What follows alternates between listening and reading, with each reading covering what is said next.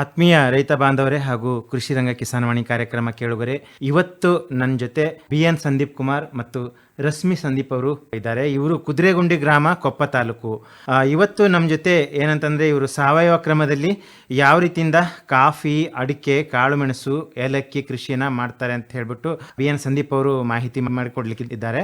ಜೊತೆಗೆ ಈ ಹಲಸು ಮತ್ತು ಮಾವಿನಲ್ಲಿ ಯಾವ ರೀತಿಯಿಂದ ಕಸಿ ಮಾಡ್ತಾರೆ, ಇವರು ಯಾವ ರೀತಿಯಿಂದ ಈ ವಿಧಾನಗಳನ್ನು ಅಳವಡಿಸ್ಕೊಂಡು ಈ ತಂತ್ರಜ್ಞಾನವನ್ನು ಇವರು ತಮ್ಮದಾಗಿಸಿಕೊಂಡು ಇದರಲ್ಲಿ ಮುಂದುವರೆದಿದ್ದಾರೆ ಅಂತ ಅನ್ನೋದನ್ನು ಈಗ ಮಾಹಿತಿ ಪಡೆದುಕೊಳ್ಳೋಣ. ಜೊತೆಗೆ ರಶ್ಮಿ ಸಂದೀಪ್ ಅವರು, ಇವರು ಈ ಮೌಲ್ಯವರ್ಧನೆ ಅಂತ ನಾವೇನು ಕರಿತೀವಿ, ವಿವಿಧ ಪದಾರ್ಥಗಳ ಹಣ್ಣಾಗಿರಲಿ ಅಥವಾ ಇನ್ನು ತಿನ್ನುವ ಆಹಾರ ಪದಾರ್ಥಗಳ ಬಗ್ಗೆ ಅದರ ಒಂದು ಮೌಲ್ಯವರ್ಧನೆ ಕುರಿತು ಕೂಡ ಇವರು ಮಾಹಿತಿ ಮಾಡಿಕೊಡ್ತಾರೆ. ಜೊತೆಗೆ ಅಲ್ಲೇನು ಒಂದು ಸಂಘ ಮಾಡ್ಕೊಂಡ್ಬಿಟ್ಟು ಇವರು ಜೀತ ಪದ್ಧತಿಯ ಒಂದು ನಿರ್ಮೂಲನೆಗೋಸ್ಕರ ಅಥವಾ ಅವರ ಒಂದು ಕ್ಷೇಮಾಭಿವೃದ್ಧಿಗೋಸ್ಕರ ಇವರು ಕಾರ್ಯನಿರ್ವಹಿಸ್ತಾ ಇದ್ದಾರೆ, ಅದೇ ಒಂದು ಪರಿಸರದಲ್ಲಿ. ಬನ್ನಿ ಈಗ ಇವರಿಂದ ಮಾಹಿತಿ ಪಡೆದುಕೊಳ್ಳೋಣ. ಪ್ರಥಮವಾಗಿ ಭದ್ರಾವತಿ ಆಕಾಶವಾಣಿ ಕೇಂದ್ರದಿಂದ ತಮಗೆ ಸ್ವಾಗತ ಕೋರುತ್ತಾ ನಮಸ್ಕಾರ. ನಮಸ್ಕಾರ. ಹೇಳಿ ಸಂದೀಪ್ ಅವರೇ, ತಮ್ಮ ಕೃಷಿ ಜೀವನದ ಆರಂಭದ ಒಂದು ದಿನಗಳ ನೆನಪು ಮಾಡ್ಕೊಳ್ತಾ ಕಿರು ಪರಿಚಯದೊಂದಿಗೆ. ಅಂದ್ರೆ ನಮ್ಮ ಅಪ್ಪನ ಕಾಲದಿಂದ ಕೃಷಿ ಮಾಡ್ತಾ ಬರ್ತಾ ಇದ್ದಾರೆ, ನಮ್ಮ ಅಜ್ಜನ ಕಾಲದಿಂದನೂ. ಅದನ್ನ ನಮ್ಮ ಅಪ್ಪ ಸ್ಟಾರ್ಟ್ ಮಾಡ್ಕೊಂಡ್ ಬಂದ್ರು, ಈಗ ನಾವು ಅದನ್ನು ಸ್ಟಾರ್ಟ್ ಮಾಡ್ಕೊಂತಿದ್ದೀವಿ. ನಾವು ಇಲ್ಲಿವರೆಗೂ ಸಹ ಯಾವುದನ್ನು ರಾಸಾಯನಿಕ ಗೊಬ್ಬರಗಳನ್ನು ಹಾಕ್ಲಿಲ್ಲ. ಮೊದಲು ಕೂಡ ರಾಸಾಯನಿಕ ಬಳಸ್ತಾ ಇರಲಿಲ್ಲ. ಇಲ್ಲಿವರೆಗೂ ಬಳಸಲಿಲ್ಲ. ನಾವೇನು ಈಗ 3 ಎಕರೆಯಲ್ಲಿ ಮಾಡ್ತಾ ಇದ್ದೀವಿ, ಅದಕ್ಕೆ ಇಲ್ಲಿವರೆಗೂ ಮಾಡ್ತಾ ಇಲ್ಲ ಯಾವುದಕ್ಕೂ.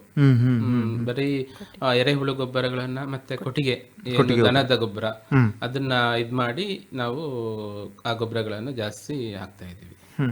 ಈಗ ಪ್ರಮುಖವಾಗಿ ಹೇಳುವುದಾದ್ರೆ ಎರೆಹುಳು ಗೊಬ್ಬರನೇ ತಾವು ಜಾಸ್ತಿ ಎರೆಹುಳು ಗೊಬ್ಬರ ಮತ್ತೆ ಕೊಟ್ಟಿಗೆ ಗೊಬ್ಬರ, ದನದ ಗೊಬ್ಬರ, ದನದ್ದು ಏನು ನಾವು ಕೊಟ್ಟಿಗೆ ಗೊಬ್ಬರ ಅದನ್ನ ಜಾಸ್ತಿ ಹಾಕ್ತಾ ಇದ್ದೀವಿ. ತಿಪ್ಪೆ ಗೊಬ್ಬರ ಅಂತ. ತಿಪ್ಪೆ ಗೊಬ್ಬರ, ಹೌದು.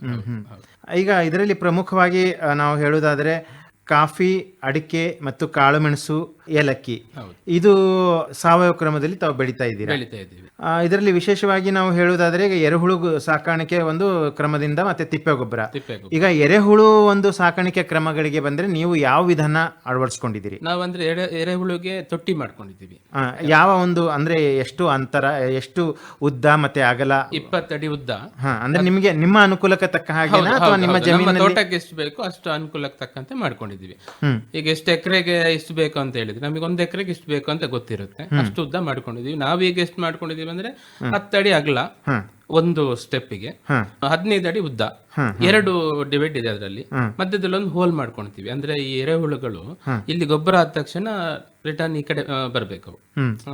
ಏನಕ್ಕಂದ್ರೆ ಮತ್ತೆ ಈ ಕಡೆ ತಿನ್ಲಿಕ್ಕೋಸ್ಕರ ಈ ಸೊಪ್ಪು, ಒಣ ಸೊಪ್ಪುಗಳನ್ನು ಹಾಕ್ತಿವಿ. ಎರೆಹುಳು ತೊಟ್ಟಿ ಇನ್ನೊಂದು ತೊಟ್ಟಿಗೆ ಫುಲ್ ಮಾಡಿರ್ತೀವಿ, ಅಲ್ಲಿಗೆ ದಾಟುತ್ತವೆ ಎಲ್ಲ. ಇಲ್ಲಿ ಗೊಬ್ಬರ ರೆಡಿ ಆಗಿರುತ್ತೆ, ಅಲ್ಲಿ ತಿನ್ಲಿಕ್ಕೆ ಸ್ಟಾರ್ಟ್ ಮಾಡಿದ್ರೆ ಇದನ್ನ ಖಾಲಿ ಆಗುತ್ತೆ, ಇದನ್ನ ರೆಡಿ ಆಗುತ್ತೆ, ಮತ್ತೆ ಪಕ್ಕದನ್ನ ಅವು ರೆಡಿ ಮಾಡ್ಕೊಳ್ತೇವೆ. ಅದೇ ಸ್ಟೆಪ್ ಅಲ್ಲಿ ಮತ್ತೆ ಈ ಕಡೆ ಎಲೆಗಳನ್ನು ಮತ್ತೆ ಹಾಕ್ತಿವಿ. ಇದರಲ್ಲಿ ಈಗ ತಾವು ಏನು ಈ ಪದ್ಧತಿ ಅಳವಡಿಸ್ಕೊಂಡಿದ್ದೀರಿ, ತಮಗೆ ಆದಂತ ಅನುಭವ ಅಂತಂದ್ರೆ, ನಾವು ಈಗ ಹೆಚ್ಚು ಹೇಳುವುದಾದರೆ ರೋಗ ಮತ್ತು ಕೀಟಗಳ ಬಗ್ಗೆ ನಾವು ಹೇಳ್ತೀವಿ. ಸೊ ಈಗ ಈ ಒಂದು ಸಾವಯವ ಕ್ರಮದಲ್ಲಿ ತಾವು ತೊಡಗಿಸಿಕೊಂಡಾಗ, ಸಾವಯವ ಕ್ರಮವನ್ನ ತಾವು ತಮ್ಮದಾಗಿಸಿಕೊಂಡಾಗ ನಿಮ್ಗೆ ಏನೇನು ಸಮಸ್ಯೆ ಕಂಡಿದ್ದೀರಿ ನೀವು? ಸಮಸ್ಯೆ ಏನೂ ಇಲ್ಲ. ಈಗ ನಾವು ರಾಸಾಯನಿಕ ಗೊಬ್ಬರ ಏನ್ ಹಾಕ್ತಿವಿ, ಹಾಕಿದಾಗ ತುಂಬಾ ಬೇಗನೆ ಗಿಡಗಳು ತಗೊಳ್ತವೆ. ನಾವು ಇದು ಹಾಕಿದಾಗ ನಮಗೆ 1 ವರ್ಷ ಬೇಕಾಗುತ್ತೆ, ತಗೊಳ್ಳಿಕ್ಕೆ 1 ವರ್ಷ ಬೇಕಾಗುತ್ತೆ. ಅಂದ್ರೆ ಅದರ ಫಲಿತಾಂಶ ನಾವು ಕಾಣಬೇಕಾದ್ರೆ. ಹೌದು. ಮತ್ತೆ ಏನು ಅದಕ್ಕೆ, ಈಗ ಅಡಿಕೆ ಅಂತ ಹೇಳಿದ್ರೆ ಅಡಿಕೆಗೆ ಈಗ ಎಲೆ ಚುಕ್ಕೆ ರೋಗಗಳಿದ್ದಾವೆ. ಅದ್ರ ಮೇಲೆ ಅಡಿಕೆಗೆ ತುಂಬಾ ಈ ಮಳೆ, ನಮ್ಮಲ್ಲಿ ಮಲೆನಾಡಲ್ಲಿ ಕೊಪ್ಪ, ನರಪುರ, ಶೃಂಗೇರಿ ಕಡೆ ಮಳೆ ಜಾಸ್ತಿ ಇದೆ. ತುಂಬಾ ಅಡಿಕೆಗೆ ಕೊಳೆ ಅಂತ ಬರುತ್ತೆ, ಅಂದ್ರೆ ಉದುರುತ್ತವೆ. ಸಣ್ಣ ಇರುವಾಗನೇ ಹಿಂಗಾರದಲ್ಲಿ ಉದುರುತ್ತವೆ. ಅದೆಲ್ಲ ನಮಗೆ ಏನಾಗುತ್ತೆ ಅಂದ್ರೆ ಸ್ವಲ್ಪ ಕಂಟ್ರೋಲ್ ಆಗುತ್ತೆ. ಪೂರ ಕಂಟ್ರೋಲ್ ಆಗುತ್ತೆ ಅಂತಲ್ಲ, ಒಂದು 60-70% ನಾವು ಸಾವಯವ ಮಾಡೋದ್ರಿಂದ ಕಂಟ್ರೋಲ್ ಆಗುತ್ತದೆ. ಈ ವರ್ಷ ಸ್ವಲ್ಪ ಅಧಿಕ ಮಳೆ ಇತ್ತು ಅಲ್ವಾ? ಹೌದು. ಹೇಗೆ ಈ ಕೊಳೆ ರೋಗದ ಪ್ರಮಾಣ ನಿಮ್ಮಲ್ಲಿ? ಅಂದ್ರೆ ಒಂದು 50% ತನಕ ನಮಗೆ ಇಳುವರಿ ಕಮ್ಮಿ ಆಗಿದೆ. ಇಳುವರಿ ಕಡಿಮೆ ಆಗಿದೆ. ರೋಗದ ಒಂದು ಉಲ್ಬಣತೆ ಅಂದ್ರೆ ಇದೆ, ಮಳೆ ಜಾಸ್ತಿ ಇರೋದ್ರಿಂದ, ಎಲೆ ಚುಕ್ಕೆ ರೋಗ ಎಲ್ಲ ಕಡೆನೂ ಇರೋದ್ರಿಂದ ಅಡಿಕೆಗೆ ಇದೆ. ಇದರೊಟ್ಟಿಗೆ ಈಗ ತಾವು ಹಲಸು ಮತ್ತು ಮಾವಿನ ಕಸಿ ಒಂದು ತಂತ್ರಜ್ಞಾನವನ್ನು ಅಳವಡಿಸ್ಕೊಂಡಿದ್ದೀವಿ. ಇದಕ್ಕೋಸ್ಕರ ತರಬೇತಿ ಪಡೆದಿದ್ರು ಅಥವಾ ಹೇಗೆ ಇದು? ನಾನು ತರಬೇತಿ ಪಡೆದೇ ಶುರು ಮಾಡಿದ್ದೀನಿ. ಅಂದ್ರೆ ನಾವು ಕೇರಳದಲ್ಲಿ ತರಬೇತಿ ಪಡೆದು ಅದ್ರ ಮೇಲೆ ಇಲ್ಲಿಂದ ನಾನು ಸ್ಟಾರ್ಟ್ ಮಾಡಿದ್ದು ಒಂದು 10 ವರ್ಷದಿಂದ ಸ್ಟಾರ್ಟ್ ಮಾಡ್ಕೊಂಡಿದ್ವಿ. ಇದು ಹಲಸು ಅಂದ್ರೆ ಯಾವ ತಳಿಯ ಹಲಸು ಮತ್ತೆ ಮಾವು ಯಾವ ತಳಿಯ ಮಾವು? ಮಾವು ಈಗ ಹಲಸು ನನ್ನ ಹತ್ರ ಈಗ ಪ್ರಕಾಶ್ ಚಂದ್ರ ಅಂತ ಒಂದಿದೆ, J33 ಅಂತ ಒಂದಿದೆ, ಅದ್ರ ಮೇಲೆ ಮಹಂಕಾಳಿ ರೆಡ್ ಅಂತ ಒಂದು ಸೀಡ್ಲೆಸ್. ನಮ್ಮಲ್ಲಿ ಮೈನ್ ನಾವು ಏನಕ್ಕೆ ಇದ್ ಮಾಡಿದೆ ಅಂದ್ರೆ ರೈತರುಗಳಿಗೆ ಕೊಡ್ಬೇಕು ಅಂತ, ಅಂದ್ರೆ ಸೀಡ್ಲೆಸ್ ಸೀಡ್. ಮತ್ತೆ ಅದರಲ್ಲಿ ಯಾವ್ದು ಅದರಲ್ಲಿ ಬರೀ ತರಕಾರಿಗೆ ಮಾತ್ರ ಯೂಸ್ ಆಗ್ಬೇಕು. 10 kg ಆದ್ರೂ ಸಹ ನಮ್ಮ ಏನಿದೆ ನಾವು ಮಾಡಿದ್ದೊಂದು ವೆರೈಟಿ ಹಲಸು ಅದು ತರಕಾರಿಗೆ ಮಾತ್ರ ಯೂಸ್ ಆಗುತ್ತೆ, ಅದರಲ್ಲಿ ಬೀಜ ಬರಲ್ಲ. ತರಕಾರಿಗೆ 10 kg ಆದ್ರೂ ತರಕಾರಿಗೆ ಮಾತ್ರ ಯೂಸ್ ಆಗುತ್ತೆ. ನಾವು ಅದನ್ನ ತುಂಬಾ 50,000 ರಿಂದ 60,000 ಗಿಡನ ವರ್ಷಕ್ಕೆ ಮಾಡಿ ರೈತರುಗಳಿಗೆ ನಾವು ಕೊಡ್ತಾ ಇದ್ವಿ. ಮೊದಲೇ ತಾವು ಅಧಿಕೃತವಾಗಿ ಇದನ್ನ ಉತ್ಪನ್ನ ಮಾಡಿ ಇಡ್ತಿರೋ ಅಥವಾ ರೈತರ ಬೇಡಿಕೆಗೆ ಅನುಗುಣವಾಗಿ ಅಥವಾ ಈ ವರ್ಷ ಇಷ್ಟಾಯ್ತು ಮುಂದಿನ ವರ್ಷ ಇಷ್ಟು ಹೋಗ್ಬೋದು ಅಂತ ಅಂದಾಜ್ ಮೇಲೆ ಮಾಡಿರ್ತೀವಿ. ರೈತರುಗಳಿಗೆ ಫಸ್ಟ್ ಹೇಳಿರ್ತೀವಿ ನೀವು ಇಷ್ಟ ಹಾಕ್ಬೇಕು ಅಂತ ಹೇಳಿರ್ತೀವಿ. ನಾವು ಸಿರ್ಸಿ ಭಾಗ, ಉತ್ತರ ಕನ್ನಡ ಆ ಕಡೆ ಜಾಸ್ತಿ ಕೊಟ್ಟಿದೀವಿ. ಆ ಕಡೆ ಅವ್ರಿಗೆ ಸ್ವಲ್ಪ ಜಾಸ್ತಿ ಇದ್ ಮಾಡ್ತಾ ಇದ್ರಿ ಈ ಹಲಸಿನ ಇದ್ರಲ್ಲಿ. ಈ ಸಾವಯವ ಕೃಷಿ ಬರ್ಬೇಕಂತಂದ್ರೆ ಕಡಿಮೆ ಜಮೀನಿದೆ ಇದೆ ಅಂತ ಹೇಳಿ ಬಂದ್ರು ಅಥವಾ ಹೇಗೆ? ಅಂದ್ರೆ ಕಡಿಮೆ ಜಮೀನ್ ಇದೆ ಅಂತ ಹೇಳಿದ್ರೆ ಮಾತ್ರ ಮಾಡ್ಲಿಕ್ಕೆ ಆಗೋದು ಅಂತ ಎಲ್ಲರ ತಲೆಯಲ್ಲಿ ಇರೋದು. ಹೌದು ಹೌದು. ಯಾಕಂದ್ರೆ 20 ಎಕರೆ ಇದ್ರೆ ಮಾಡಕ್ ಆಗಲ್ಲ. 50 ಎಕರೆ ಅಂದ್ರೆ ಹೇಳಿದ್ರೆ ತುಂಬಾ ಕಷ್ಟ ಆಗುತ್ತೆ ಸಾವಯವ ಮಾಡೋದು. ಹಾಗಾಗಿ ತುಂಬಾ ಸ್ವಲ್ಪ ಕಮ್ಮಿ ನಮ್ಮ ಹತ್ರ ಜಾಗ ಇತ್ತು, ಒಂದು 5 ಎಕರೆ 10 ಎಕರೆ ಒಳಗಿದ್ರೆ ನಾವು ಸ್ವಲ್ಪ ಈ ಸಾವಯವದಲ್ಲಿ ಸ್ವಲ್ಪ ಜಾಸ್ತಿ ಮಾಡ್ಬೋದು ಅಂತ ಹೇಳ್ತೀರಾ. ಆಮೇಲೆ ಈಗ ಆಳುಗಳ ಒಂದು ನಿರ್ವಹಣೆಗೆ ಬಂದ್ರೆ ಜಮೀನು ಕಡಿಮೆ ಇದೆ, ಹೇಗೆ ನಿಭಾಯಿಸ್ತಾ ಇದ್ದೀರಿ? ನಾವೇ ಮಾಡ್ತೀವಿ ಸರ್ ಜಾಸ್ತಿ, ನಾವು ಮನೆಯವರೇ ಜಾಸ್ತಿ ಮಾಡ್ತೀವಿ. ಈಗ ನಾವು ಸೀಸನ್ ಅಂದ್ರೆ ಅಡಿಕೆ ಕೊಯ್ಲು ಟೈಮ್ ಅಲ್ಲಿ, ಕಾಫಿ ಕೊಯ್ಲು ಟೈಮ್ ಅಲ್ಲಿ, ಈ ಕಾಳುಮೆಣಸು ಈ ತರದ ಕೊಯ್ಲು ಟೈಮ್ ಅಲ್ಲಿ ಒಂದ್ ಸ್ವಲ್ಪ ಜನನ ಒಂದು 2, 3, 4 ಜನನ ಜಾಸ್ತಿ ಮಾಡ್ಕೊಂಡು ನಾವೇ ಅದನ್ನ ಇದ್ ಮಾಡ್ತೀವಿ. ಆಮೇಲೆ ಈಗ ಕಾಫಿಯಲ್ಲಿ ಯಾವ ತಳಿ ಬೆಳೀತಾ ಇದ್ದಾರೆ? ರೋಬಸ್ಟಾನಾ ಅರೇಬಿಕಾನಾ? ಅರೇಬಿಕಾ ಅಲ್ಲ, ನಮ್ಮಲ್ಲಿ ಜಾಸ್ತಿ ಇರೋದು ರೋಬಸ್ಟಾ C8R ಅಂತ ಒಂದು ತಳಿ ಇದೆ. ಅದನ್ನ ಜಾಸ್ತಿ ನಾವು 90% ನಾವು ಕೊಪ್ಪ ಶೃಂಗೇರಿ ಏನಾದ್ರು ಅದನ್ನ ಜಾಸ್ತಿ ಬೆಳಿತೀವಿ. ಯಾಕಂದ್ರೆ ಸರ್ ಅಲ್ಲಿ ನಾವು ಅರೇಬಿಕಾ ಅಂತ ಹೇಳಿದ್ರೆ ನೀವು, ಮತ್ತೆ ಚಂದ್ರಗಿರಿ ಅಂತ ಒಂದಿದೆ. ಈ ತಳಿಗಳು ಏನಾಗುತ್ತೆ ಅಂದ್ರೆ ಅದಕ್ಕೊಂದು 30 ವರ್ಷ ತನಕ ಅದು ಬರುತ್ತೆ. ಆದ್ರೆ ನಮ್ಮಲ್ಲಿ ಏನಾಗುತ್ತೆ ಅಂದ್ರೆ ಮಳೆ ಜಾಸ್ತಿ ಆಗುತ್ತೆ. ಮಳೆ ಜಾಸ್ತಿ ಆಗೋದ್ರಿಂದ ಅದು ಏನಾಗುತ್ತೆ ಅಂದ್ರೆ ಬೇಗ ಬರುತ್ತೆ ಸರ್. ಈಗ ನಿಮಗೆ ಜನವರಿಯಲ್ಲಿ ಹಣ್ಣಾಗುತ್ತೆ, ಇಲ್ಲಾಂದ್ರೆ ಅದು ನಮಗೆ ಟೈಮಿಂಗ್ಸ್ ಅದು ಗೊತ್ತಾಗಲ್ಲ. ಮತ್ತೆ ತುಂಬಾ ನೆರಳು ಬೇಕು ಯಾವ್ದಕ್ಕೆ, ಅರೇಬಿಕಾಕ್ಕೆ ಮತ್ತೆ ಚಂದ್ರಗಿರಿಗೆ. ಓಕೆ ಓಕೆ, ಹೌದು. ಅದ್ರ ಜೊತೆಗೆ ಈಗ ಅಡಿಕೆ ಯಾವ ತಳಿ? ಸ್ಥಳೀಯವಾಗಿರ್ತಕ್ಕಂಥ ತಳಿನ ಏನು? ಸ್ಥಳೀಯ ಲೋಕಲ್ ನಾವಂದ್ರೆ ಅಲ್ಲಿಂದ ತಳಿಗಳನ್ನ ತೀರ್ಥಹಳ್ಳಿ ಲೋಕಲ್. ತೀರ್ಥಹಳ್ಳಿ ಲೋಕಲ್, ಹೌದು. ಕಾಳುಮೆಣಸಲ್ಲಿ ನಾವು ಪಣಿಯೂರು ಅಂತ ಹೇಳಿ, ಪಣಿಯೂರು 1, 2, 3 ಆತರ ಇದಾವೆ. ಹೌದು, ಪಣಿಯೂರು 2 ಅಂತ ನಾವು ಜಾಸ್ತಿ ಅದನ್ನ ಮಾಡ್ತೀವಿ. ಯಾಕಂದ್ರೆ ಅದರಲ್ಲಿ ತುಂಬಾ ಈ ಗರೆ ಅಂತೀವಿ ನಾವು, ಅಂದ್ರೆ ಕನ್ನಡದಲ್ಲಿ ನಾವು ಉದ್ದ ಗರೆ ಅಂತ, ತುಂಬಾ ಚೆನ್ನಾಗಿ ಬರುತ್ತೆ ನಮಗೆ. ಮತ್ತೆ ಕಾಳುಮೆಣಸಿಗೆ ತುಂಬಾ ಈ ಸಲ ಡಿಸೀಸ್ಗಳು ತುಂಬಾ ರೋಗಗಳಿದಾವೆ ನಮ್ಮಲ್ಲಿ. ಆಮೇಲೆ ಏಲಕ್ಕಿಯಲ್ಲಿ ಈಗ ಲೋಕಲ್ ತಳಿ ಅಲ್ಲಿದ್ದು, ಯಾಕಂದ್ರೆ ನಾವು ಬೇರೆ ಕಡೆಯಿಂದ ತಂದ್ರೆ ಸಕಲೇಶ್ಪುರ ಆ ಕಡೆ ಎಲ್ಲ ಇದೆ, ತಂದ್ರೆ ನಮ್ಮಲ್ಲಿ ತುಂಬಾ ಚೆನ್ನಾಗಿ ಬರಲ್ಲ. ನಮ್ಮಲ್ಲಿ ಏನ್ ಲೋಕಲ್ ತಳಿ ಇದೆ ಅದನ್ನ ಜಾಸ್ತಿ ಇದ್ ಮಾಡ್ತೀವಿ. ಇದರಲ್ಲಿ ಈಗ ಪ್ರಮುಖವಾಗಿ ನಾವು ನೀರಿಂದ ಒಂದು ನಿರ್ವಹಣೆಗೆ ಬಂದ್ರೆ, ಯಾಕಂದ್ರೆ ಮಲೆನಾಡು ಅಂತಂತಂದ್ರೆ ಅದು ಏನಿದ್ರು ಸ್ವಲ್ಪ ಮಳೆಗಾಲದಲ್ಲಿ, ಆದ್ರೆ ಬೇಸಿಗೆಯಲ್ಲಿ ಒಂದ್ ಸ್ವಲ್ಪ ಅಲ್ಲಿ ಕೂಡ ಸಮಸ್ಯೆ ಆಗುವ ಒಂದು ಸಂದರ್ಭ ಇರುತ್ತೆ ಅಲ್ವಾ? ಸೊ ಹಾಗಾಗಿ ಈಗ ನೀರಿನ ಒಂದು ನಿರ್ವಹಣೆಗೆ ಬಂದ್ರೆ ಯಾವ ಒಂದು ವಿಧಾನಗಳನ್ನ ತಾವು ಅಳವಡಿಸ್ಕೊಂಡಿದ್ರಿ, ಹೇಗೆ ಮಾಡ್ತಾ ಇದ್ದೀರಿ? ನಾವು ಈಗ ಮಾಡ್ತಿರೋದು ಸರ್, ನಮ್ದು ಬೋರ್ವೆಲ್ ಇದೆ, ಒಂದು ಬೋರ್ವೆಲ್ ಇದೆ, ಅದ್ರ ಮೇಲೆ ಒಂದು ಬಾವಿ ಇದೆ, ಗ್ರಾವಿಟಿ ವಾಟರ್ ಇದೆ. ನಮಗೆ ಗ್ರಾವಿಟಿ ಜಾಸ್ತಿ ಇದೆ. ಗ್ರಾವಿಟಿಯಲ್ಲಿ ಜಾಸ್ತಿ ಸ್ವಲ್ಪ ಸ್ಪ್ರಿಂಕ್ಲರ್ ಎಲ್ಲ ಮಾಡಿ ಮತ್ತೆ ಇದ್ ಮಾಡ್ತೀವಿ. ಮತ್ತೆ ನಾವು ಜಾಸ್ತಿ ಈಗ ಈ ಟೈಮಿಗೆಲ್ಲ ನಾವು ಬೋರ್ನ ಜಾಸ್ತಿ ಯೂಸ್ ಮಾಡ್ತೀವಿ. ಬೋರ್ ನೀರೇ ಜಾಸ್ತಿ. ಕೃಷಿ ಹೊಂಡ ಏನಾದ್ರು ಮಾಡ್ಕೊಂಡಿದ್ದೀರಾ? ಕೃಷಿ ಇಲ್ಲ, ಬಾವಿ ಇದೆ. ಹೌದು, ಬಾವಿ ಇದೆ. ಬಾವಿಯಲ್ಲಿ ಅಂದ್ರೆ ಗ್ರಾವಿಟಿ ನೀರು ಬಾವಿಗೆ ಬರುತ್ತೆ, ಬಾವಿಯಿಂದ ಮತ್ತೆ ಪಂಪ್ ಮುಖಾಂತರ ನಾವು ತೋಟಕ್ಕೆ ಹೊಡಿತೀವಿ. ಈಗ ರಶ್ಮಿ ಸಂದೀಪ್ ಅವರೇ, ಹೇಗೆ ನಿಮ್ಮ ಪತಿಯ ಜೊತೆಗೆ ಈ ಒಂದು ಕೃಷಿ ತೋಟಗಾರಿಕೆ ನಿರ್ವಹಣೆಯಲ್ಲಿ ಸಹಕಾರ ಮಾಡ್ತಾ ಇದ್ದೀರಾ? ಅಂದ್ರೆ ನಾನೀಗ ಅವ್ರ ಜೊತೆಗೇನೆ ಇದ್ರ ಕೃಷಿಗೂ ಅವ್ರ ಜೊತೆ ಸ್ವಲ್ಪ ಹೆಲ್ಪ್ ಮಾಡ್ತಾ, ಅದ್ರ ಜೊತೆಗೆ ಅವ್ರು ಬೆಳೆದಂತಹ ಹಲಸಿನಕಾಯಿ ಆಗಿರ್ಬೋದು, ಇದು ಮಾವಿನಕಾಯಿ, ಅದಕ್ಕೆಲ್ಲ ಮಾರ್ಕೆಟಿಂಗ್ ಮಾಡೋದು. ಆ ಥರ ನಾವು ಈಗ ಬೇರೆ ಬೇರೆ ನಮ್ದು ಕೆಲವು FPOಗಳಿದಾವೆ, ಅವರಿಗೆಲ್ಲ ಮಾತಾಡಿ ಇಲ್ಲಿಂದ ಅಲ್ಲಿಗೆ ನಾವು ಕೊಡ್ತಾ ಇದೀವಿ. ಅಂದ್ರೆ ಮಾರುಕಟ್ಟೆ ವ್ಯವಸ್ಥೆಗೆ ನೀವು ಸ್ವಲ್ಪ ತುಂಬಾನೇ ಮುತುವರ್ಜಿ ವಹಿಸ್ಬಿಟ್ಟು ಇದಕ್ಕೆ ಸಪೋರ್ಟ್ ಮಾಡ್ತೀರಾ ಅಂದ್ರೆ ಇದಕ್ಕೆ ನೀವು ಸಹಾಯ ಮಾಡ್ತೀರಾ? ಹೌದು ಸರ್. ಯಾವ ರೀತಿಯಿಂದ ಅಂತ ಹೇಳ್ತೀರಾ? ಹೇಗೆ ಈಗ FPOs ಗಳು ಇದಾವೆ, ತಾವು ಕೂಡ ಅದರಲ್ಲಿ ಒಬ್ಬ ಸದಸ್ಯರಾಗಿದ್ರು ಹೇಗೆ? ಇಲ್ಲ, ನಾನಂದ್ರೆ ಒಂದು NGO ದಲ್ಲಿ ವರ್ಕ್ ಮಾಡ್ತಾ ಇರೋದು, ಹಾಗಾಗಿ ಅವ್ರದ್ದೆಲ್ಲ ಕಾಂಟ್ಯಾಕ್ಟ್ ಇದೆ.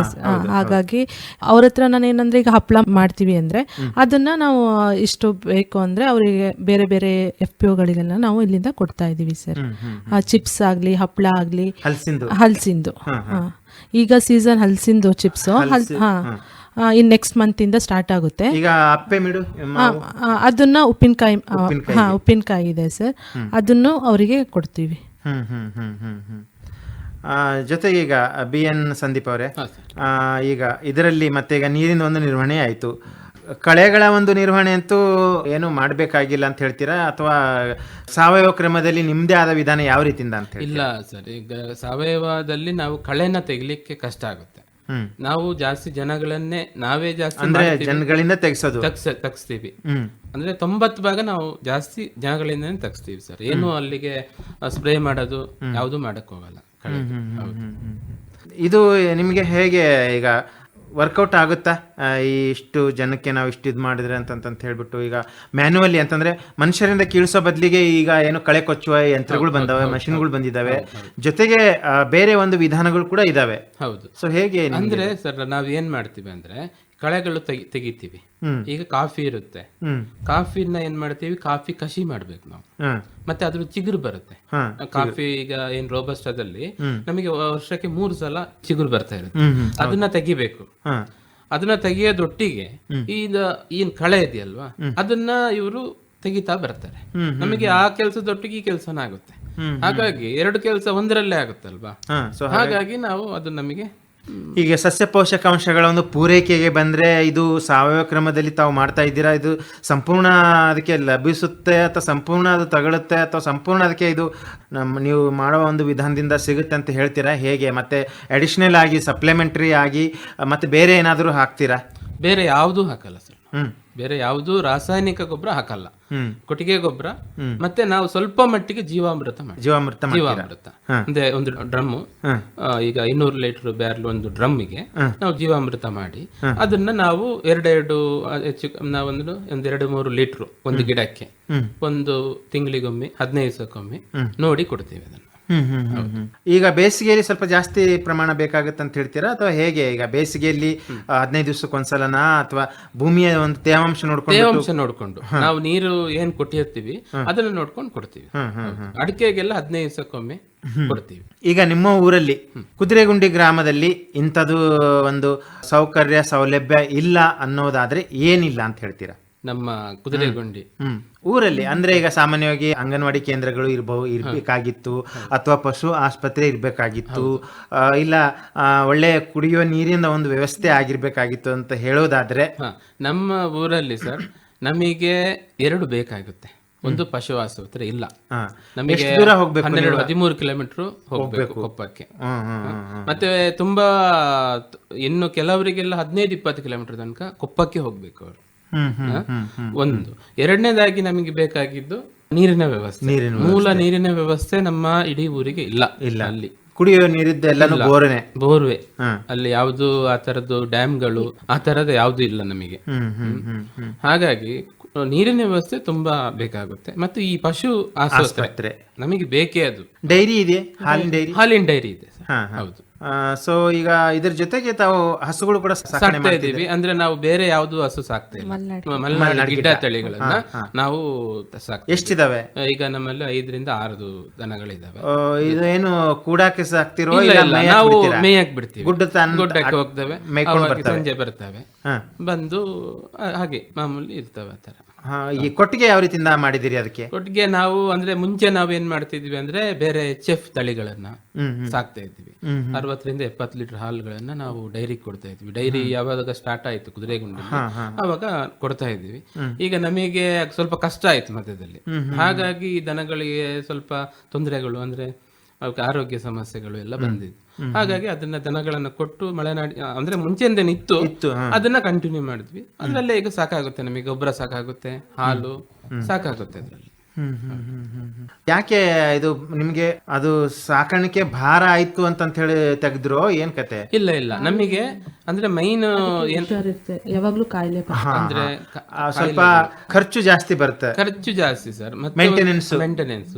ಮತ್ತೆ ನಮಗೆ ಏನಾಗ್ತಿತ್ತು ದನದಲ್ಲಿ ಅಂದ್ರೆ ನಮಗೆ ಈ ಹಿಂಡಿ ಇದೆಯಲ್ಲ ಸರ್, KMF ಅವರು ಹಿಂಡಿ ಕೊಡ್ತಾರೆ, ಅದು ನಮಗೆ ಸ್ವಲ್ಪ ಸ್ಟಾಕ್ ಬರೋದು ನಮಗೆ ಕಡಿಮೆ ಆಯ್ತು. ಹೌದು, ಅದಕ್ಕೆ ಹಾಕ್ಲೇಬೇಕು. ಡೈರಿಯಿಂದ ಕೊಡ್ತಾರೆ, ಡೈರಿಯಿಂದ ಕೊಡ್ತಾರೆ, ನಮಗೆ ಬೇಕಾದಾಗ ಸಿಗಲ್ಲ.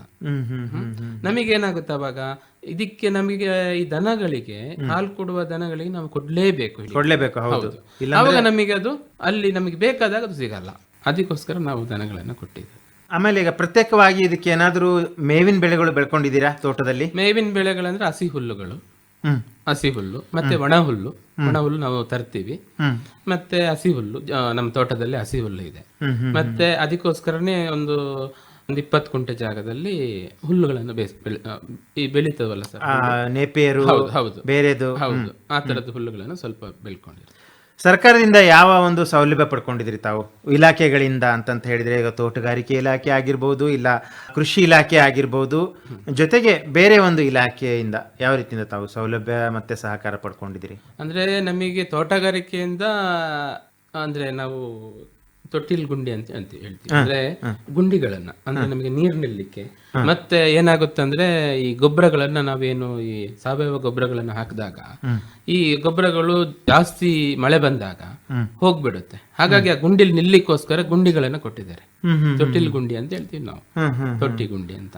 ಇದರಲ್ಲಿ ಅಡಿಕೆ ಮಧ್ಯದಲ್ಲಿ, ಅಡಿಕೆ ಮತ್ತೆ ಕಾಫಿ ಮಧ್ಯದಲ್ಲಿ ಒಂದು 6 ಅಡಿ ಉದ್ದ, ಒಂದು 2 ಅಡಿ ಅಗಲ ಗುಂಡಿಗಳನ್ನ ತೋಡಿ ಅದಕ್ಕೆ ನಿಲ್ಲುತ್ತೆ. ನಾವೇನ್ ಗೊಬ್ಬರ ಹಾಕಿದೀವಿ ಅದು ತಗೊಂಡುತ್ತೆ ಅವಾಗ, ಅದು ಕೊಟ್ಟಿದ್ದಾರೆ. ಮತ್ತೆ ನಮಗೆ ಚರಂಡಿಗಳನ್ನ ಕೊಟ್ಟಿದ್ದಾರೆ ಈ ಮಧ್ಯದಲ್ಲಿ ಬದು ನಿರ್ಮಾಣಕ್ಕೆ, ಅದನ್ನ ತೋಟಗಾರಿಕೆಯವರು ಕೊಟ್ಟಿದ್ದಾರೆ. ಮತ್ತೆ ಕೃಷಿ ಇಲಾಖೆಯವರು ತುಂಬಾ ಹೆಲ್ಪ್ ಮಾಡಿದ್ದಾರೆ. ಪೈಪ್ಗಳನ್ನ, ಈಗ ನಾವು ಸ್ಪ್ರಿಂಕ್ಲರ್ ಪೈಪ್ಗಳು ಬೇಕು ಅದೆಲ್ಲ ಕೊಟ್ಟಿದ್ದಾರೆ. ಆಮೇಲೆ ಈಗ ಯಾವುದೇ ಮಾಹಿತಿ ಪಡುವುದಾದರೆ ಕೃಷಿಗೆ ಸಂಬಂಧಪಟ್ಟಿದ್ದು ಅಥವಾ ತೋಟಗಾರಿಕೆ ವಿಷಯಕ್ಕೆ ಸಂಬಂಧಪಟ್ಟಿದ್ದು ಯಾರನ್ನ ವಿಚಾರಿಸ್ತೀರಿ? ತಮ್ಮ ಸಂಬಂಧಿಕರ ಹತ್ರ ಅಥವಾ ತಮ್ಮ ಸಮಾನ ಮನಸ್ಕರ ಹತ್ರವಾ, ಅಥವಾ ನಿಮ್ಮ ಒಂದು ಗೆಳೆಯರ ಬಳಗದಲ್ಲಿ ವಿಚಾರಿಸ್ತೀರಾ, ಅಥವಾ ಮೊಬೈಲಿಗೆ ಬಂದ್ಬಿಡುತ್ತಾ ಮಾಹಿತಿ? ಅಂದ್ರೆ ಮಾಹಿತಿ ನಮಗೆ ಅಂದ್ರೆ ನಮ್ಮೊಟ್ಟಿಗೆ ಒಬ್ರು ಸೈಂಟಿಸ್ಟ್ ಇದ್ದಾರೆ, ಡಾಕ್ಟರ್ ಮಹಾಂತೇಶ್ ಅಂತ ಇದ್ದಾರೆ, ಬೆಳಗಾವಿಯವರು. ಎಲ್ಲಿ ಇರುವಕ್ಕಿಯಲ್ಲಿ ಕೆಲಸ ಮಾಡೋರ ಅವರು? ಅಂದ್ರೆ ಇಲಾಖೆಯಲ್ಲ, ಅವ್ರು ಆಕ್ಚುಲಿ ನಮ್ಮೊಟ್ಟಿಗೆ ಕೆಲಸ. ಅಂದ್ರೆ ನಾವು ಸಾವಯವ ಕೃಷಿ ಸುಧಾ ಅಂತೇಳಿ ಕಂಪನಿ, ಅವರು ಒಂದು ಒಟ್ಟಿಗೆ ನಾವು ಒಟ್ಟಿಗಿದ್ವಿ. ಅವಾಗ ಅವ್ರು ನನ್ನೊಟ್ಟಿಗಿದ್ರು. ಮತ್ತೆ ಏನಾದ್ರು ನಮಗೆ ಹಲಸು ಕೃಷಿಯಲ್ಲಿ ನಾವು ಅದನ್ನ ಸ್ವಲ್ಪ ಅವರೆಲ್ಲ ನಮ್ಮೊಟ್ಟಿಗಿದ್ದು, ಮತ್ತೆ ಮಿಥುನ್ ಅಂತ ಒಬ್ರು ಇದ್ರು, ಹೇಳ್ತಿದ್ರು. ಹೌದು, ಅವ್ರು ಹೇಳ್ತಾ ಇದ್ರು. ಈಗ ಅವ್ರನ್ನ ಏನಾದ್ರು ಡಾಕ್ಟರ್ ಮಹಾಂತೇಶ್ ಜೋಗಿ ಅಲ್ಲ, ಅವರು ಡಾಕ್ಟರ್ ಮಹಾಂತೇಶ್ ಅಂತ ಅಷ್ಟೇ, ಬೆಳಗಾವಿ ಅವರು, ರಾಯಬಾಗ ಅವರು. ಓಕೆ, ಹೌದು. ಸೊ ನಿಮ್ಮ ಜೊತೆಗೆ ಇರ್ತಿದ್ರು ಅವರು, ಎಲ್ಲಾನು ಹೇಳ್ಕೊಂತ ಮಾಡ್ಕೊಂತ. ಮತ್ತೆ ಎಲ್ಲ ರೈತರುಗಳ ಹತ್ರ ನಾವು ಹೋದಾಗ ಎಲ್ಲ ಬೇರೆ ರೈತರುಗಳಿಗೂ ನಾವು ಹೋಗಿ ಹೇಳ್ತಾ ಇದ್ವಿ, ನೀವು ಇದನ್ನ ಇದ್ ಮಾಡಿ ಅಂತ ಹೇಳ್ತಾ ಇದ್ವಿ. ಈಗ ಖರ್ಚು ವೆಚ್ಚದ ಲೆಕ್ಕ ಬರ್ದಿಡ್ತೀರಾ ಹೇಗೆ? ಅಂದಾಜ್ ಮೇಲೆನಾ? ಅಂದಾಜ್ ಮೇಲೆ ಸರ್, ಬರ್ದಿಟ್ರೆ ನಮಗೆ ಅಲ್ಲ, ಬರ್ದಿಟ್ರೆ ಒಳ್ಳೇದಲ್ಲ? ಒಳ್ಳೇದು, ಕೆಲವೆಲ್ಲ ಬರ್ದಿಡ್ತೀವಿ. ಮತ್ತೆ ಮನೆಯಲ್ಲೇ ನಾವು ಈ ಗೊಬ್ಬರಗಳನ್ನೆಲ್ಲ ನಮ್ಮ ಮನೆಯಲ್ಲೇ ಮಾಡೋದ್ರಿಂದ ಜಾಸ್ತಿ ಮಟ್ಟಕ್ಕೆ ನಾವು ಅಷ್ಟೊಂದು ಮಾಡ್ಲಿಕ್ಕೆ ಹೋಗಲ್ಲ. ಆಮೇಲೆ ಈಗ ಈ ಒಂದು ಮಲೆನಾಡು ಗಿಡ್ಡ ತಳಿಯ ಒಂದು ಅಭಿವೃದ್ಧಿಗೆ, ಅದರ ಸಂರಕ್ಷಣೆಗೆ ತಾವು ಉಳಿಸ್ಕೊಂಡು ಬಂದಿದ್ದಾರೆ, ಬೆಳೆಸ್ಕೊಂಡು ಹೋಗ್ತಾ ಇದ್ದಾರೆ. ಮತ್ತೆ ಹೆಚ್ಚಿನ ಒಂದು ಪ್ರಮಾಣದಲ್ಲಿ ಮಾಡ್ಬೇಕನ್ನೋ ಉದ್ದೇಶ ಇದೆಯಾ? ಇದೆ ಸರ್, ಮಾಡ್ಬೇಕು ಅಂತ ಇದೆ. ಇನ್ನೊಂದು 50 ದನಗಳನ್ನ ಕಟ್ಟಬೇಕು ಅಂತ ಇದೆ. ಇನ್ನು ಜಾಸ್ತಿ ಮಟ್ಟಕ್ಕಾಗಲ್ಲ, ಒಂದು 50 ಮಲೆನಾಡು ಗಿಡ್ಡ ತಳಿಗಳನ್ನ. ಅಂದ್ರೆ ತುಂಬಾ ಒಳ್ಳೇದು ಸರ್, ಅದು ಹಾಲು ಒಳ್ಳೇದು. ಹೌದು, ಯಾವುದು ರೋಗ ರುಜಿನ ಬರೋದಿಲ್ಲ, ಅದರ ಒಂದು ನಿರ್ವಹಣೆ ಕೂಡ ಕಡಿಮೆ.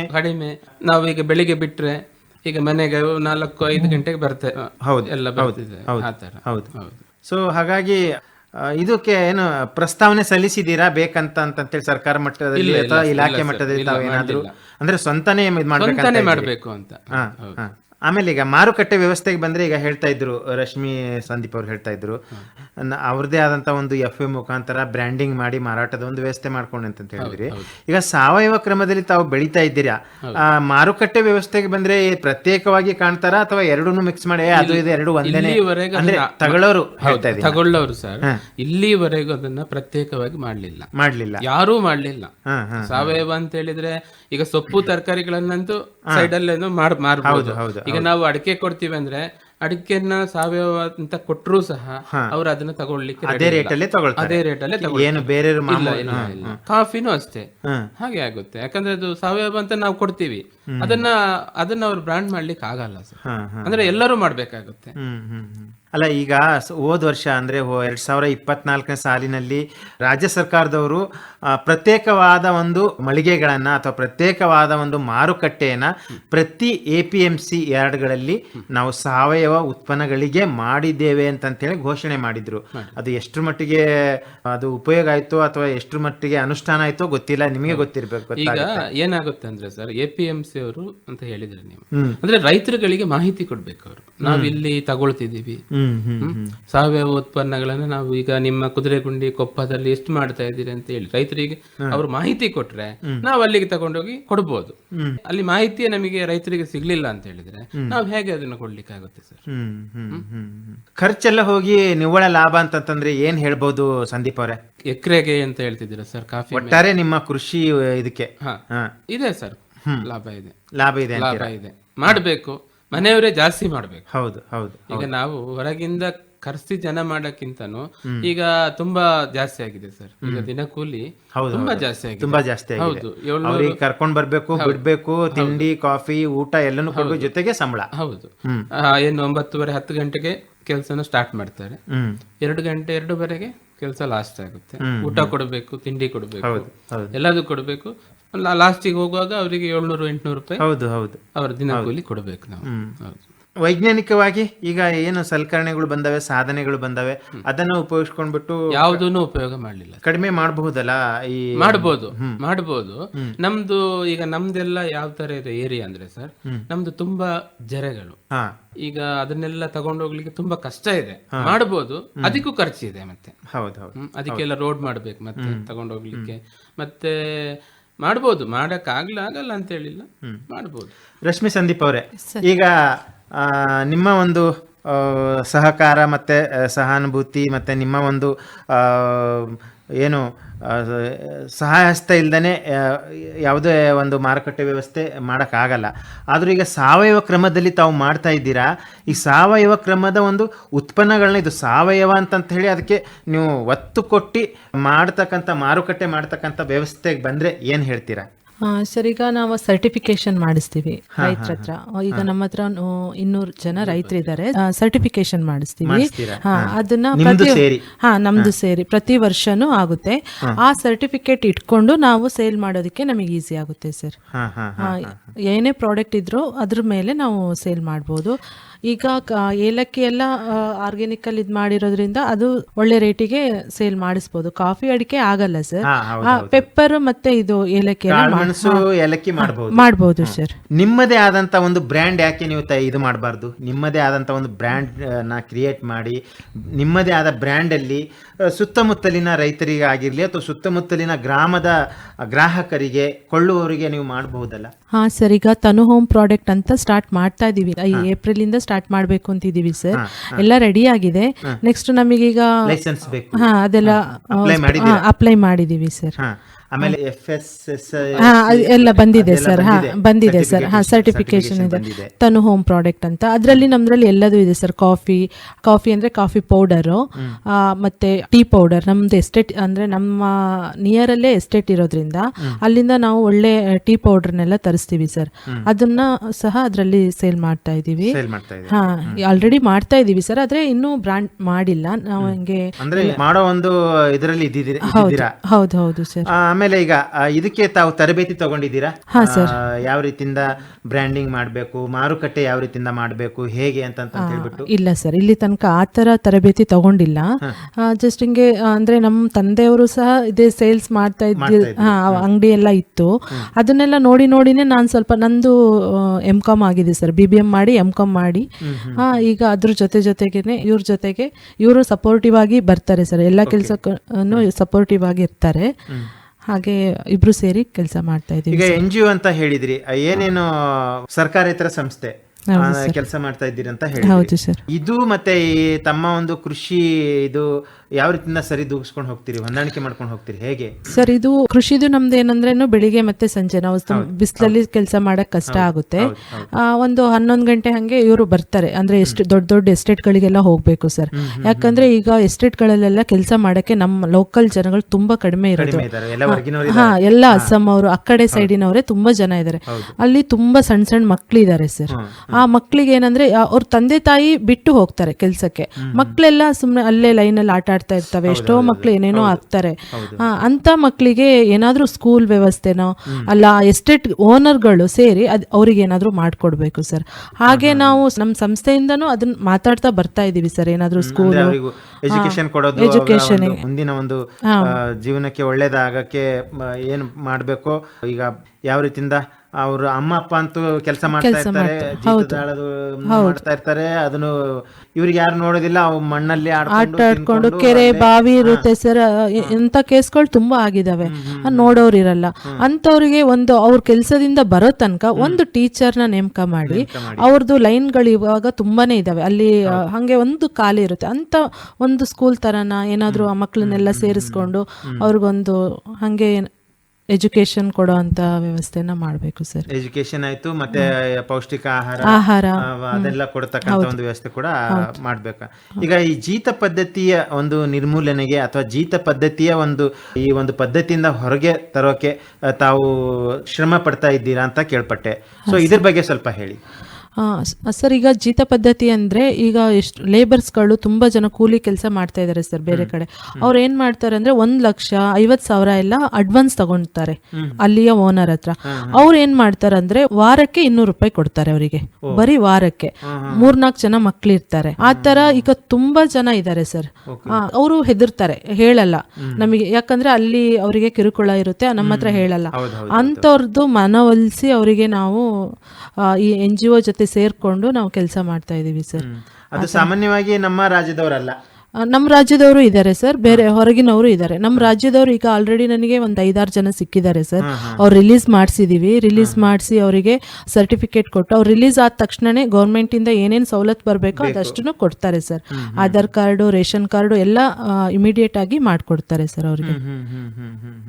ಏನಂತೀರಾ, ಈ ಒಂದು ಪದ್ಧತಿ ಇರೋದು ಕಾಫಿ ಮತ್ತೆ ಅಡಿಕೆ ತೋಟದ ಏನು ಇದೆ ಜಾಸ್ತಿ ಪ್ರಮಾಣದಲ್ಲಿ ಇರ್ತಕ್ಕಂಥ ಒಂದು ಚಿಕ್ಕಮಗಳೂರು ಜಿಲ್ಲೆಯ ಶೃಂಗೇರಿ, ಕೊಪ್ಪ, NR-ಪುರ, ಬಾಳೆಹೊನ್ನೂರು ಈ ಭಾಗದಲ್ಲೇ ಜಾಸ್ತಿ ಇದೆ ಅಂತ? ಜಾಸ್ತಿ ಇದೆ ಸರ್, ತುಂಬಾ ಜನ ಇದ್ದಾರೆ.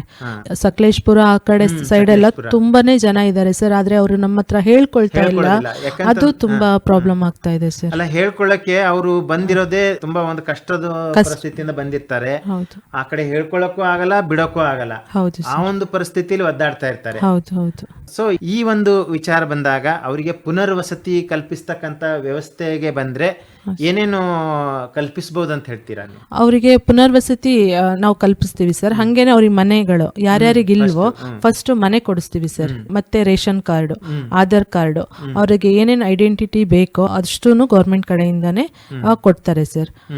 ಮತ್ತೆ ಅವರಿಗೆ ಇರ್ಲಿಕ್ಕೆ ಜಾಗ, ಎಷ್ಟು ಜಾಗ ಬೇಕೋ ಅದಷ್ಟು. ಮತ್ತೆ ಈಗ ಹೊರಗಿನವರಾಗಿದ್ರೆ ನಮ್ಮ ಇದರಿಂದ ಅವ್ರನ್ನ ಹೊರಗಡೆ, ಅವ್ರದ್ದು ಊರು ಎಲ್ಲಿದೆಯೋ, ಅಂದ್ರೆ ಈಗ ಅಸ್ಸಾಂ ಅವರಾಗಿದ್ರೆ ಅಲ್ಲಿ ಗೌರ್ಮೆಂಟ್ ಅಲ್ಲಿ ಅವ್ರ ಹತ್ರ ಮಾತಾಡಿ, DC ಹತ್ರ ಮಾತಾಡಿ ಅವ್ರನ್ನ ಅಲ್ಲಿಗೆ ಕಳ್ಸೋ ಅಂತ ವ್ಯವಸ್ಥೆನ ಮಾಡ್ತೀವಿ ಸರ್. ನಾವು ಅವ್ರ ಜೊತೆ ಹೋಗಿ ಅವ್ರ ಮನೆಗೆ ಬಿಟ್ಟು ಬರ್ತೀವಿ ಸರ್. ಈಗ ಅವರಿಗೆ ಅಲ್ಲಿ ಮನೆ ಇರೋದಿಲ್ಲ, ಜಮೀನು ಇರೋದಿಲ್ಲ, ಏನು ಹೊಟ್ಟೆಪಾಡಿಗಾಗಿ ಬಂದಿರ್ತಾರೆ. ಮತ್ತೆ ಈಗ ಅಲ್ಲಿಗೆ ಅವ್ರಿಗೆ ಕಳಿಸಿದ್ರೆ ಅಲ್ಲಿನ ಒಂದು ಪರಿಸ್ಥಿತಿ ಅಂದ್ರೆ ಅವರಿಗೆ ಆ ಸರ್ಕಾರಕ್ಕೆ ತಾವು ವರದಿ ಸಲ್ಲಿಸ್ತೀರಾ? ಸಲ್ಲಿಸ್ತೀವಿ. ಅಲ್ಲಿಯ DC-ಗೆ, ಇಲ್ಲಿಯ DC ಅವರು ಅಲ್ಲಿಯ DC ಅವರಿಗೆ ಲೆಟರ್ ಕಳಿಸ್ತಾರೆ ಸರ್. ಒಟ್ಟಾರೆ ಈಗ ತಾವು ಹೇಳುವುದಾದರೆ ಈ ತಮ್ಮ ಒಂದು ಸರ್ಕಾರೇತರ ಸಂಸ್ಥೆಯಿಂದ ಸಮಾಜಮುಖಿಯಾಗಿ ಕೆಲಸದಲ್ಲಿ ಇದು ಒಂದು ಪದ್ಧತಿ, ಜೀತ ನಿರ್ಮೂಲನೆ ಪದ್ಧತಿ. ಇದ್ರ ಜೊತೆಗೆ ಮತ್ತೆ ಏನು ಸಮಾಜಮುಖಿ ಕಾರ್ಯ ಮಾಡ್ತಾ ಇದ್ದೀರಿ? ಬಾಲ ಕಾರ್ಮಿಕರು ಆ ಥರ ಇದ್ರೇನು ಅವ್ರಿಗೆ ಸ್ಕೂಲ್ ಇದೆ ಸರ್, ನಮ್ದು NGOದು ಸ್ಕೂಲ್ ಇದೆ, ನಾವು ಅಲ್ಲಿಗೆ ಕಳಿಸ್ತೀವಿ. ಈಗ ಸ್ಟಾರ್ಟ್ ಆಗ್ತಿದೆ ಸ್ಕೂಲು. ಅಂತ ಮಕ್ಕಳಿದ್ರೆ ನಾವೇ ಅವ್ರನ್ನ 10th ವರೆಗೂ ನಾವೇ ಫ್ರೀಯಾಗಿ ಓದಿಸ್ತೀವಿ ಸರ್. ಆ ಥರ ಇದೆ. ಹೀಗೆ ಸರ್ ಯಾವ್ದು ಸ್ವಲ್ಪ ಇದು ಇರುತ್ತೆ. ಈಗ ರೈತರಿಗೂ ಸಹ ನಾವು ಏನಾದರೂ ಮಾಹಿತಿಗಳೆಲ್ಲ ಬೇಕಾದ್ರೆ ನಮ್ಮ ಸೈಡಿಂದಾನೇ ಅವರಿಗೂ ಅಡ್ವೈಸ್ ಮಾಡ್ತೀವಿ ಸರ್, ಇಂಥದ್ದು ಹಾಕಬೇಕು ಅಂದರೆ ಈ ಸೀಸನ್ಗೆ ಈ ಥರನೇ ಆರ್ಗ್ಯಾನಿಕ್ ಮೆನ್ಯೂರ್ ಆಗಲಿ ಇಲ್ಲ ಬೇರೆ ಕೆಮಿಕಲ್ ಆಗಲಿ ಯಾವ್ದು ಕೊಡ್ಬೋದು ಅನ್ನೋದನ್ನ ಅದನ್ನು ನಾವು ಫಾರ್ಮರ್ಗಳಿಗೆ ಹೇಳ್ತೀವಿ ಸರ್. ಆ ಥರ. ನಿಮಗೆ ಇಷ್ಟೊಂದು ಒಳ್ಳೆಯ ವಿದ್ಯಾಭ್ಯಾಸ ಮಾಡಿದ್ರಿ, ಒಂದು ಸರ್ಕಾರಿ ನೌಕರಿ ಅಥವಾ ಬೇರೆ ಒಳ್ಳೆ ಒಂದು ಕೆಲಸ ಮಾಡಬಹುದಾಗಿತ್ತು ಅಲ್ವಾ? ಆದ್ರೂ ನೀವು ಇದನ್ನೇ ಯಾಕೆ ಆಯ್ಕೆ ಮಾಡ್ಕೊಂಡ್ರಿ? ಹೇಗೆ ಸಮಾಜಮುಖಿ ಕೆಲಸ ಮಾಡಬೇಕು ಅಂತ ಹೇಳಿ ಆಯ್ಕೆ ಮಾಡ್ಕೊಂಡ್ರೆ ಹೇಗೆ? ಸರ್ ಹೀಗೆ ಈಗಿನ ಇದರಲ್ಲಿ ನಮಗೆ ಎಷ್ಟು ಓದಿದ್ರೇನು ಒಂದು ಕೆಲಸ ಸಿಗೋದು ತುಂಬಾ ಕಷ್ಟ ಇದೆ ಸರ್. ಈ ತರ ಎಲ್ಲ ನನಗೆ ಈ ಜೀತ ಪದ್ಧತಿ ಬಾಲ ಕಾರ್ಮಿಕರೆಲ್ಲ ನೋಡಿದಾಗ ತುಂಬಾ ಬೇಜಾರಾಗುತ್ತೆ. ತಮ್ಮ ಬಾಲ್ಯದಿಂದ ನೋಡ್ಕೊಂಡು ಬಂದ್ರು ಅಥವಾ ಹೇಗೆ? ಇದು ನಂದು ವಿದ್ಯಾಭ್ಯಾಸ ಮುಗಿಸಿದ ತಕ್ಷಣನೇ ಒಂದು NGOಕ್ಕೆ ನಾನು ಜಾಯಿನ್ ಆದೆ. ಅಲ್ಲಿ ನನಗೆ ಗೊತ್ತಾಯ್ತು ಈ ತರ ಎಲ್ಲ ಇದ್ದಾರೆ, ವಿಕಾಸನ ಅಂತ. ಅಲ್ಲಿ ಫಸ್ಟ್ ನಂದು ಡಿಗ್ರಿ ಆದ ತಕ್ಷಣನೇ ನಾನು ಅಲ್ಲಿಗೆ ಜಾಯಿನ್ ಆದೆ. ಅಲ್ಲಿ ನನಗೆ ಅಲ್ಲಿಂದ ನಾನು ಈ ತರ ಕೆಲಸಗಳನ್ನ ಮಾಡಕ್ಕೆ ಆರಂಭ ಮಾಡಿದ್ರಿ. ಹೌದು ಸರ್. ಸಂತೋಷ ಇದೆ, ನಿಮಗೆ ತೃಪ್ತಿ ಇದೆ ನಿಮ್ಮ ಒಂದು ಕೆಲಸದಲ್ಲಿ? ಇದೆ ಸರ್, ಎಲ್ಲರದು ಸಪೋರ್ಟಿವ್ ಇದೆ ಸರ್. ನನಗೆ ಎಲ್ಲರೂ ನನಗೆ ಸಪೋರ್ಟ್ ಮಾಡ್ತಾರೆ. ಇದೆ ಸರ್, ಇದೆ. ಈಗ BN ಸಂದೀಪ್ ಕುಮಾರ್ ಮತ್ತೆ ರಶ್ಮಿ ಸಂದೀಪ್ ಅವರೇ, ಒಟ್ಟಾರೆಯಾಗಿ ತಮ್ಮ ಅನುಭವದ ಸಾರಾಂಶ ರೂಪದಲ್ಲಿ ಏನ್ ಹೇಳಕ್ಕೆ ಇಷ್ಟಪಡ್ತೀರಾ ಕೇಳುಗರಿಗೆ? ಅದೇ ನಮ್ಮ ವಿಚಾರದಲ್ಲಿ ಸರ್, ಆದಷ್ಟು ಸಾವಯವ ಕೃಷಿ ಮಾಡಬೇಕು. ಇನ್ ಮುಂದಕ್ಕೆ ಆದಷ್ಟು ಮಾಡಬೇಕು. ಎಲೆ ಚುಕ್ಕೆ ರೋಗ ತುಂಬಾ, ಈ ಅಡಿಕೆಗಂತೂ ತುಂಬಾ ರೋಗಗಳು ನಮ್ಮ ಮಲೆನಾಡಲ್ಲಿ ಬಂದಿದೆ. ಹಳದಿ ರೋಗ ಬಂದಿದೆ, ಇದರೊಟ್ಟಿಗೆ ಎಲೆ ಚುಕ್ಕಿ ರೋಗ ಈಗ ಸ್ಟಾರ್ಟ್ ಆಯ್ತು. ಅಡಿಕೆ ಅಂತೂ ತುಂಬಾ ಕಮ್ಮಿ ಆಗ್ಬಿಟ್ಟಿದೆ. ಹೌದು. ಇದಕ್ಕೆ ಆದಷ್ಟು ನಮಗೆ ಸಾಧ್ಯವಾದಷ್ಟು ಎಷ್ಟು % ಆಗುತ್ತೋ ಅಷ್ಟು % ನಾವು ಸಾವಯವ ಮಾಡಬೇಕು ಅಂತ ನಂದು ಯೋಚನೆ. ಮತ್ತೆ ಮಲೆನಾಡು ಗಿಡ್ಡ ತಳಿಗಳನ್ನು ಆದಷ್ಟು ರೈತರು ಸಾಕಿ ಅದನ್ನ ಬಿಡೋದು, ರೋಡ್ ಮೇಲೆ ಬಿಡ್ತಿದ್ದಾರೆ ಸರ್. ತುಂಬಾ ಜನ ನಮ್ಮ ಮಲೆನಾಡಲ್ಲಿ ರೋಡ್ ಮೇಲೆ ಬಿಡ್ತಾರೆ. ಅದು ತುಂಬಾ ಅಪಘಾತದಲ್ಲಿ ಸಾವನ್ನಪ್ಪುವ ಒಂದು ಸಂದರ್ಭಗಳು ಜಾಸ್ತಿ ಇರ್ತವೆ. ಯಾಕಂದ್ರೆ ರಾತ್ರಿ ಹೊತ್ತು ಕೂತ್ಕೊಂಡು ಬಿಡ್ತಾರೆ ರೋಡ್ ರಸ್ತೆಯಲ್ಲಿ, ಗೊತ್ತಾಗೋದಿಲ್ಲ. ಹತ್ರ ಬಂದಾಗ್ಲೇನೆ ಡ್ರೈವರ್ ಗೊತ್ತಾಗೋದು. ಯಾಕಂದ್ರೆ ಯಾರು ಇಲ್ಲ ಅಂತ ಹೇಳ್ಬಿಟ್ಟು ಅಥವಾ ರೋಡ್ ಟ್ರಾಫಿಕ್ ಇಲ್ಲ ಅಂತ ಹೇಳಿ ತುಂಬಾ ವೇಗವಾಗಿ ಬರ್ತಾರೆ. ಸೊ ಅಂತ ಒಂದು ಸಂದರ್ಭದಲ್ಲಿ ತುಂಬಾ ಅಪಘಾತ ಆಗ್ತಾ ಇದೆ ಸರ್, ಈಗಲೇ ಆಗ್ತಾ ಇದೆ. ಅದಕ್ಕೆ ಆದಷ್ಟು ಸಂಜೆ ಮನೆಗೆ ಬರ್ತಾ ಈಗ ಎಲ್ಲಾ ದನಗಳು ಬರ್ತವೆ, ಅದನ್ನ ಕಟ್ಟಲಿಕ್ಕೆ ಆದಷ್ಟು ಪ್ರಯತ್ನ ಬಂದಿ ರೈತರೆಲ್ಲರೂ ಅಂತ ಹೇಳಲಿಕ್ಕೆ ಇಷ್ಟಪಡ್ತೀನಿ. ನೀವು ರಶ್ಮಿ ಸಂದೀಪ್ ಅವರೇ ಸರ್, ಈಗ ಜೀತ ಪದ್ಧತಿ ಅಂತ ಎಲ್ಲಾದ್ರೂ ಯಾರಿಗಾದ್ರೂ ಕಂಡು ಬಂದ್ರೆ ಅವರು ದಯವಿಟ್ಟು ನಮ್ಗೆ ಹೌದು ಹೌದು ಸರ್. ಮತ್ತೆ ಬಾಲ ಕಾರ್ಮಿಕರು ಆಗಿರ್ಬೋದು, ಈಗ ಮಕ್ಕಳನ್ನು ಓದ್ಸಕ್ ಆಗ್ತಾ ಇರ್ಲಿಲ್ಲ, ಯಾರಿಗಾದ್ರೂ ಕಷ್ಟ ಇದ್ರೆ ಅಂತ ಮಕ್ಕಳನ್ನ ನನಗೆ ಸಂಪರ್ಕ ಮಾಡಿದ್ರೆ ನಾನು ಅಲ್ಲಿ ಸಮಸ್ಯೆನ ಹೌದೌದು. ಸಂದೀಪ್ ಅವರೇ, ತಮ್ಮ ಒಂದು ದೂರವಾಣಿ ಸಂಖ್ಯೆಗೆ ಸಂಪರ್ಕಕ್ಕೆ ಬಂದ್ರೆ ದೂರವಾಣಿ ಸಂಖ್ಯೆ ಹೇಳಿ. 9480419930. ಧನ್ಯವಾದ. ತಮ್ಮ ಒಂದು ರಶ್ಮಿ ಸಂದೀಪ್ ಅವರೇ, 9449301629. ಧನ್ಯವಾದ ರಶ್ಮಿ ಸಂದೀಪ್ ಹಾಗೂ ಸಂದೀಪ್ ಅವರೇ. ಇದುವರೆಗೆ ತಾವು ಭದ್ರಾವತಿ ಆಕಾಶವಾಣಿ FM ಸ್ಟುಡಿಯೋಕ್ಕೆ ಬಂದು ತಾವು ತಮ್ಮ ಕೃಷಿ ಅನುಭವ ಜೊತೆಗೆ ಸಮಾಜಮುಖಿಯಾಗಿ ಕಾರ್ಯ ಏನು ಮಾಡ್ತಾ ಇದ್ದೀರಿ, ಇಬ್ಬರು ಈ ಒಂದು ಮಾಹಿತಿ ಹಂಚಿಕೊಂಡಿದ್ದಕ್ಕೆ ತಮಗೆ ಮತ್ತೊಮ್ಮೆ ಭದ್ರಾವತಿ ಆಕಾಶವಾಣಿ FM ಕೇಂದ್ರದಿಂದ ಧನ್ಯವಾದಗಳನ್ನ ಅರ್ಪಿಸುತ್ತಾ, ತಮ್ಮ ಆಶಯಗಳನ್ನು, ಮುಂದಿನ ಒಂದು ಯೋಜನೆಗಳು ತಮಗೆ ದಾರಿದೀಪವಾಗಲಿ, ತಮ್ಮ ಒಂದು ಯೋಜನೆ ಸಫಲ ಆಗಲಿ ಅಂತ ಹೇಳಿ ನಾವು ಕೂಡ ಆಶಿಸುತ್ತಾ ಈ ಒಂದು ಕಾರ್ಯಕ್ರಮದಲ್ಲಿ ತಾವು ಭಾಗವಹಿಸಿದ್ದಕ್ಕೆ ಇನ್ನೊಮ್ಮೆ ತಮಗೆ ಧನ್ಯವಾದ ಹಾಗೂ ನಮಸ್ಕಾರ. ನಮಸ್ಕಾರ ಸರ್. ಹಾಗೆ ಭದ್ರಾವತಿ ಆಕಾಶವಾಣಿಗೆ ನಮಸ್ಕಾರ.